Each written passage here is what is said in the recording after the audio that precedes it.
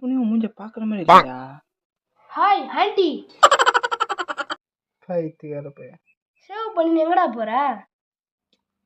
ஆளை பார்க்க போறேன். ஆளா? அதுக்கு நீ எத்தனாவது ஆளு? கிறிஸ்டா ரஷிடா. நான் கரெக்டாக தான் கேட்டேன். நாளைக்கு போகிறோம், ப்ரப்போஸ் பண்ணுறோம், லவ் பண்ணுறோம், செட்டில் ஆகிறோம். சரி, மீசல் உங்க ஆள் டப்புன்னு வேணுன்ட்டு என்ன பண்ணுவேன்? அவன் கூட போகிறான்.